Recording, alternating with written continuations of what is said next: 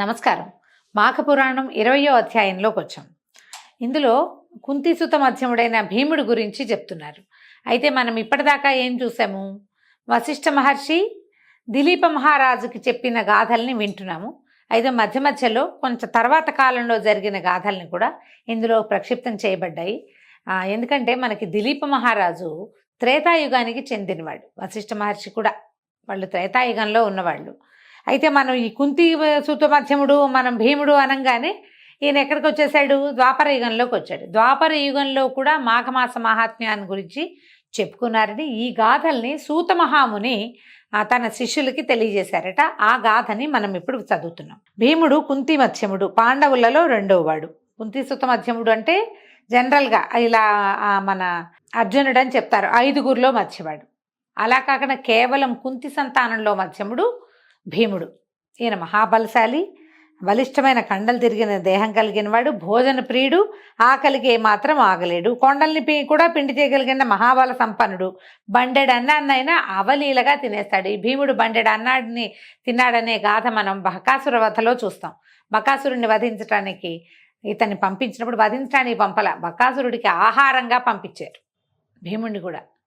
ఓ 2 దున్నపోతలని పూంచిన బండి, దాన్ని తోలేందుకు ఒక మనిషి, గుండిగలతోటి అన్నము ఆహారము అంతా ఇస్తే అదంతా ఆహారాన్ని ఆ మనిషిని, ఆ 2 దున్నపోతుల్ని ఆ బకుడు తినేస్తాడట. ఈ భీముడు కూడా ఆహారాన్ని పంపిస్తే ఇతను ఆ దున్నపోతులను ఏం చేయలేదు, కానీ ఆ బండిలో ఉన్నటువంటి గుండిగలతో ఉన్న ఆహారం మొత్తం తినేసాడు. అప్పటికి ఆ మధ్యకాలం అంతా అతను వాళ్ళు మృష్టాన్నం లేదు, వాళ్ళకి భిక్షాన్నంతో కడుపు నింపుకుంటున్నారు. వాసనలకి చాలా రుచికరంగా ఉంది, షడ్రసోపేతమైన భోజనం, వాడేవాడికో ఎందుకు ఇవ్వాలని మొత్తం తినేసి ఆ అన్నం తిన్న బలంతో బకాసురుణ్ణి సంహరించాడని చెప్తారు. అలాంటి బలశాలి అనమాట. అయితే ఈయన నిద్రపోతూ కొంత బద్ధకస్తుడు కూడా అని చెప్తారు.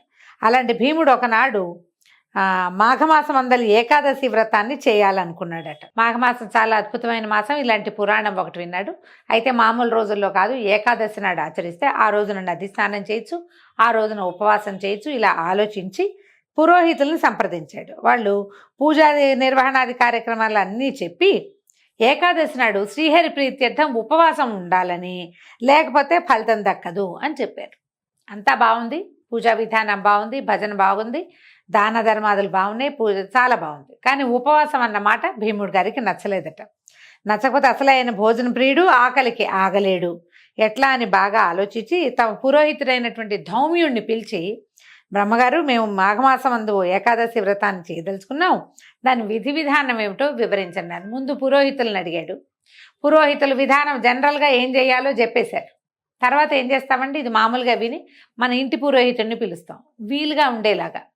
నాకు అసలే షుగరు, నేను ఉండలేను, అలాంటివి మన సొంత సంగతులు మన ఇంటి పురోహితుడికే తెలుస్తాయి. మాట్లాడుకుంటాం కదా మన టైమింగ్స్, మన పిల్లల ఆఫీస్ టైమింగ్స్, అట్లా ఆ రకంగా ఈ భీముడు ఏం చేశాడు, ధౌమ్యుడిని పిలిచి ఆయన అడిగాడు. ధౌమ్యుడి కథ విషయం కూడా మనకి మహాభారతంలో బాగా కనపడుతుందండి.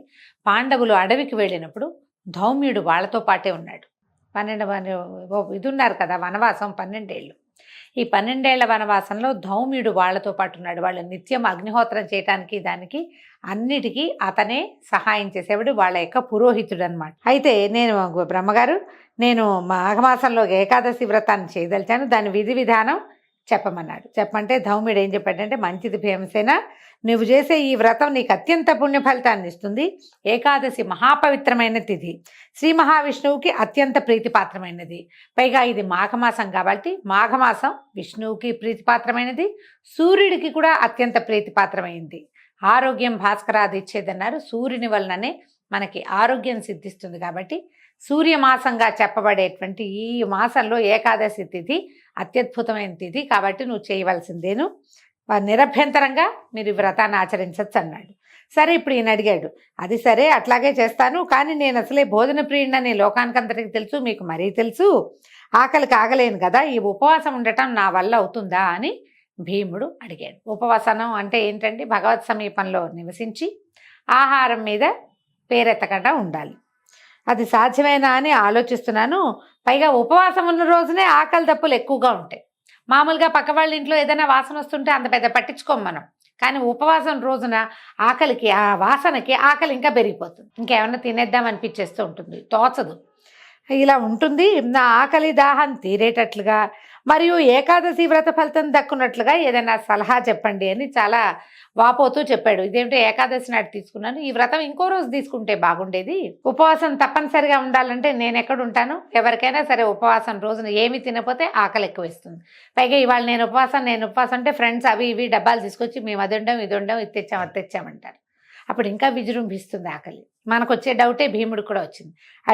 అడిగితే పాండవ పురోహితుడైనటువంటి ధౌమ్యుడు ఒక చిరునవ్వు నవ్వి, భీమా, ఏదైనా వ్రతం చేయటానికి మొదట దీక్ష అవసరం.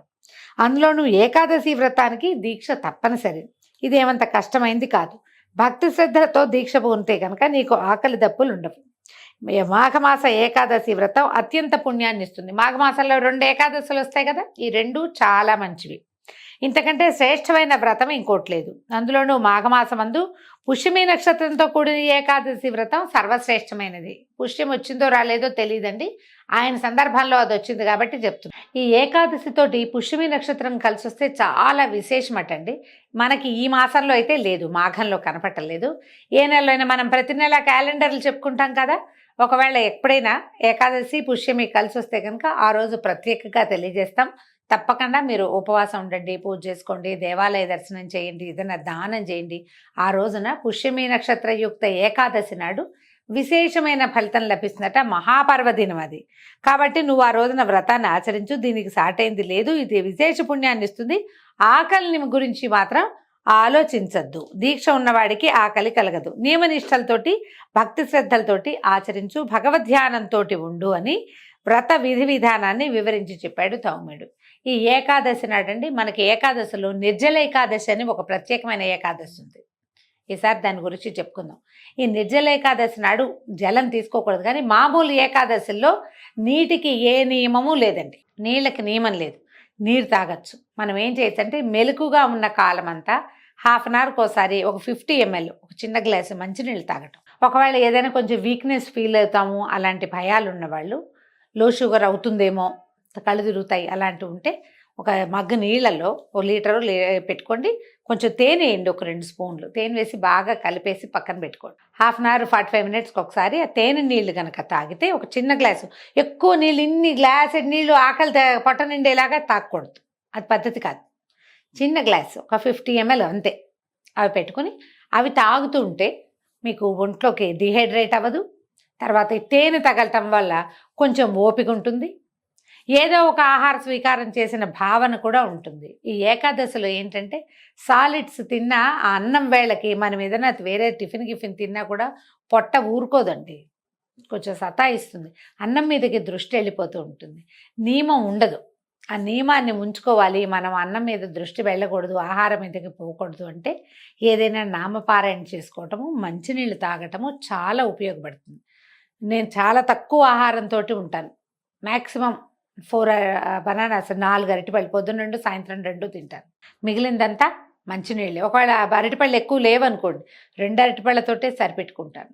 ఏవైనా పళ్ళు తింటే తినచ్చు, ఆరెంజెస్ లాంటివి, కమలాలు దొరుకుతాయి కదా ఇప్పుడు, సంత్రాలు అలాంటివి కూడా తినచ్చు. మీరు అవి తిన్నా కూడా ఈ మంచినీళ్ళు తాగే ప్రక్రియ కనుక పెట్టుకుంటే కొంచెం తేనె కలిపిన నీళ్ళు హాయిగా ఉపవాసం చేయగలుగుతాం. దానివల్ల ఏంటంటే మర్నాటికి అసలు స్కిన్ ఎంత కాంతివంతంగా ఉంటుందో గమనించండి మీరు. ఒళ్ళు తేలిగ్గా ఉంటుంది, పొద్దున్న బ్రహ్మాండంగా నిద్రలేచేస్తాం. మామూలు కంటే ఒక అరగంట ముందు మెలకు కూడా వస్తుంది. ఇవి నా స్వానుభవాలే, అందుకే క్లియర్గా చెప్తున్నాను అనమాట. అయితే ఇట్లా పదే పదే తమ పురోహితుడు ధైర్యం చెప్పగా భీమసేనుడు సంశయం తీరటంతో మాఘశుద్ధ ఏకాదశి వ్రతాన్ని అత్యంత భక్తి శ్రద్ధలతోనూ నియమనిష్టలతోనూ చేసి ఉపవాసం ఉండి ఏకాదశి వ్రత ఫలితాన్ని పొందాడు. మనం ఈ భీష్మైకాదశి అని చెప్పుకుంటాం, కానీ ఆ భీష్మైకాదశిని భీమైకాదశి అని చెప్పేవాళ్ళట పూర్వకాలంలో. ఈ కాలం అంటే మన పాండవుల కాలంలో. ఎందుకంటే ఆ ఏకాదశి నాడు ఆయన ఈ వ్రతం చేసి చాలా ప్రఖ్యాతుడయ్యాడనమాట. ఆ రోజున అందరికీ బహుశా ఆ హస్తనాపురంలో చాలామంది బ్రాహ్మణులకి దానాలు అవి చేస్తుంటాడు. అంచేత దాన్ని జ్ఞాపకం పెట్టుకునేవాళ్ళు, భీముడు ఈ ఏకాదశి నాడే దానం చేశాడని చెప్పుకునేవాళ్ళు. అందుకని ఆ ఏకాదశిని మనం భీష్మ ఏకాదశిగా చెప్పేదాన్ని భీమైకాదశి అని పిలిచేవాడు తొలి కాలంలో. కాబట్టి ఈ మాఘమాసం అందే మహాశివరాత్రి పర్వదినం కూడా వస్తుంది. దాని గురించి కూడా వివరంగా తెలుసుకోవటం మనకి శ్రేయోదాయకం. ఈ మహాశివరాత్రి శివరాత్రి నాడు శివమహాత్మ్యం గురించి తెలియజేస్తాను. భక్తి శ్రద్ధలతోటి వినండి.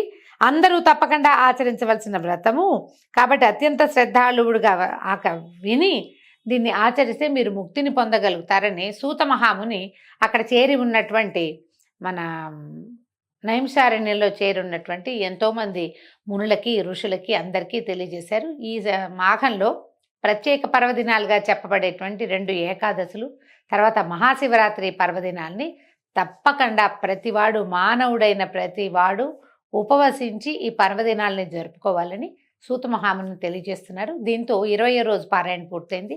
రేపు ఉదయం మళ్ళీ 21వ రోజు పారాయణతో కలుసుకుందాం. నమస్కారం.